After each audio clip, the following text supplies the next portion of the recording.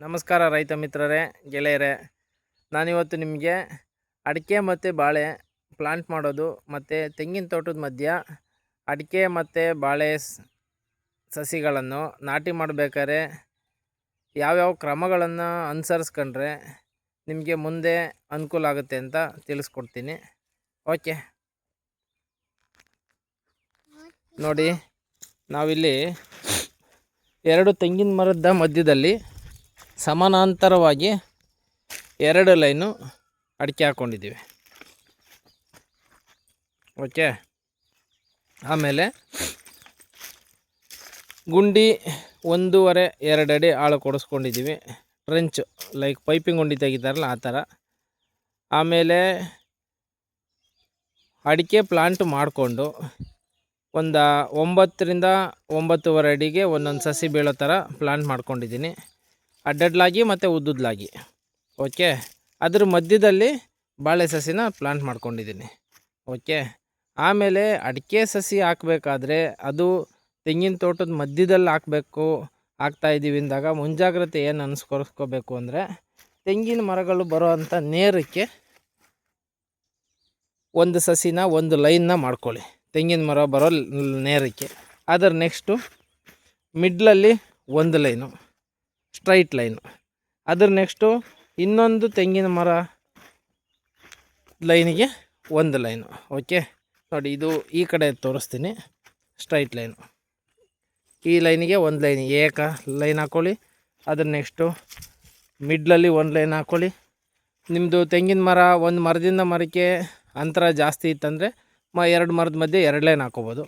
ಅದ್ರ ನೆಕ್ಸ್ಟು ತೆಂಗಿನ ಮರ ಇನ್ನೊಂದು ಪಕ್ಕದ ತೆಂಗಿನ ಮರದಕ್ಕೆ ಮಧ್ಯಕ್ಕೆ ಬರೋ ಥರ ಒಂದು ಲೈನು. ಆಮೇಲೆ ನೀವು ಈ ಥರ ಡಿಸ್ಟೆನ್ಸನ್ನ ಜಾಸ್ತಿ ಹಾಕ್ಕೊಂಡು ಸಸಿಗಳನ್ನ ನಾಟಿ ಮಾಡೋದ್ರಿಂದ ಅನುಕೂಲ ಏನು ಅಂತಂದರೆ, ಉಳುಮೆ ಮಾಡೋದಕ್ಕೆ ಯಾಂತ್ರಿಕವಾಗಿ ಅಥವಾ ದನಗಳ ಸಹಾಯದಿಂದ ಉಳಬೇಕಾದ್ರೆ ನಿಮಗೆ ಟ್ಯಾಕ್ಟ್ರುಗಳು, ಟಿಲ್ಲರ್ಗಳು ತಿರ್ಗೋದಕ್ಕೂ ಅನುಕೂಲ ಆಗುತ್ತೆ ಮತ್ತು ಬೇರೆ ಬೆಳೆಗಳನ್ನ ಬೆಳಿಬೋದು. ಓಕೆ, ಈಗ ನೋಡಿ, ಮರದಿಂದ ಅದಕ್ಕೆ ಒಂದು 9 ಅಡಿ, ಆ ಸಸಿಯಿಂದ ಈ ಸಸಿಗೆ 9 ಅಡಿ, ಈ ಸಸಿಯಿಂದ ಈ ಸಸಿಗೆ 9 ಅಡಿ. ಓಕೆ, ಈ ಥರ ಪ್ಲಾನ್ ಮಾಡ್ಕೊಂಡಿದ್ದೀವಿ. ಮತ್ತು ಈ ಸಸಿಗಳು ನಮಗೆ ಒಬ್ಬರು ನರ್ಸರಿ ಅವ್ರ ತೋಟದಲ್ಲಿ ಮಾಡಿಕೊಂಡು ಸಾವಯವ ಪದ್ಧತಿಯಿಂದ ಮಾಡಿರೋ ರೈತರಿಂದ ತಗೊಬಂದಿರೋ ಸಸಿಗಳು. ಇದು ಹೆಚ್ಚು ಕಮ್ಮಿ 1 ವರ್ಷ ಏಜ್ ಆಗಿರ್ತಕ್ಕಂಥ ಸಸಿಗಳು.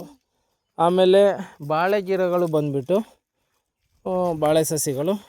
ಇದು ಟಿಶ್ಯೂ ಕಲ್ಚರ್ ಮಾಡಿರ್ತಕ್ಕಂಥ ಸಸಿ. ಇದು ಟಿಶ್ಯೂ ಕಲ್ಚರ್ ಮಾಡಿರ್ತಕ್ಕಂಥ ಸಸಿ. ಇದು ಅರೌಂಡು ಏಜು ಒಂದು 60 ಡೇಸ್ ಆಗಿದೆ ಅನ್ಕೋತೀನಿ. ನಾನು ಪ್ಲಾಂಟ್ ಮಾಡಿ 15 ದಿನ ಆಗಿದೆ. ಟಿಶ್ಯೂ ಕಲ್ಚರ್ ಮಾಡಿರೋ ಗಿಡ ಹಾಕೋದ್ರಿಂದ ಅನುಕೂಲ ಏನು ಅಂತಂದರೆ, ನಿಮಗೆ ಬಾಳೆ ಕಟಾವು ಸರಿಸುಮಾರಾಗಿ ಒಂದು 70ರಿಂದ 80 ಭಾಗ ಒಂದೇ ಸಲ ಸಿಗುತ್ತೆ. ಗೊನೆಗಳು ಪದೇ ಪದೇ ಆ ಗೊನೆ ಬಂತು, ಅದರಲ್ಲಿ ಬಂತು ಅಂತ ಅದಕ್ಕೆ ನೀವು ಟೈಮು ವ್ಯಯ ಮಾಡೋಂಗಿಲ್ಲ. ಒಂದೇ ಸಲ ನೀವು ಸೇಲ್ ಮಾಡ್ಬೋದು. ಇನ್ನು ಒಂದು ಅಲ್ಪ ಸ್ವಲ್ಪ ಉಳ್ಕೊಳ್ಳುತ್ತೆ ಚಿಲ್ಲರೆ. ಓಕೆ, ಇದು ಪ್ಲಾಂಟೇಷನ್ಗೆ ಬೇವಿನ ಹಿಂಡಿ, ಕೊಟ್ಟಿಗೆ ಗೊಬ್ಬರ ಮತ್ತು ಕೆರೆ ಗೋಡು ಅಂದರೆ ಎರೆಮಣ್ಣು, ಕಪ್ಪು ಮಣ್ಣು ಬಳಸಿ ಮಿಶ್ರ ಮಾಡಿಬಿಟ್ಟು ಹಾಕಿ ಬೆಳೆಸಿದ್ದೀನಿ. ಓಕೆ, ಈ ಥರ ಇದೆ.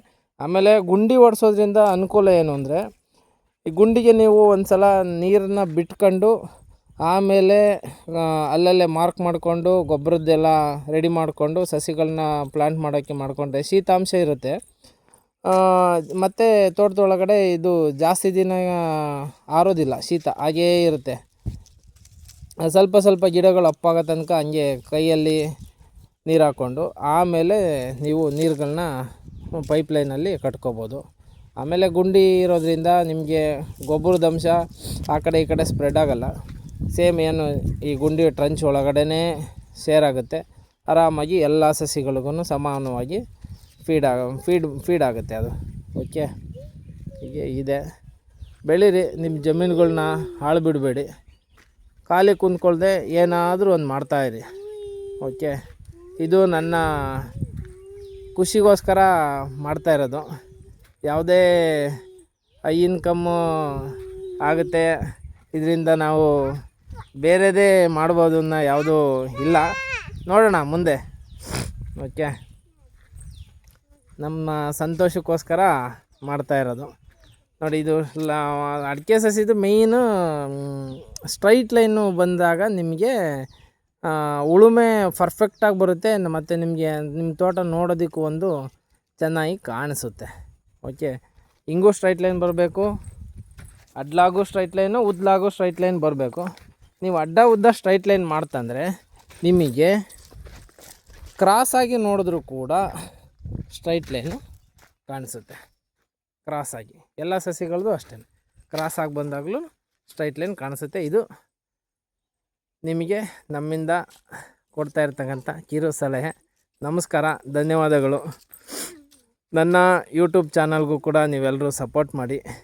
ಸಾಧ್ಯವಾದಷ್ಟು ಒಳ್ಳೊಳ್ಳೆ ವಿಷಯಗಳನ್ನ ನಿಮ್ಮೆಲ್ರಿಗೂ ತಿಳಿಸ್ತೀನಿ. ಅದರಲ್ಲಿ ಅತಿ ಹೆಚ್ಚಿನದು ಕೃಷಿಯದ್ದಾಗಿರುತ್ತೆ. ಯಾಕಂದರೆ ನಾನು ಕೂಡ ಕೃಷಿ ಮಾಡಿ ಇವಾಗ ಸ್ವಲ್ಪ ದಿನ ಬಿಟ್ಟು ಮತ್ತೆ ಕೃಷಿ ಮಾಡಬೇಕು ಅಂತ ಹುಮ್ಮಸ್ಸಿಂದ ಬಂದಿರತಕ್ಕಂಥವನು. ಧನ್ಯವಾದಗಳು.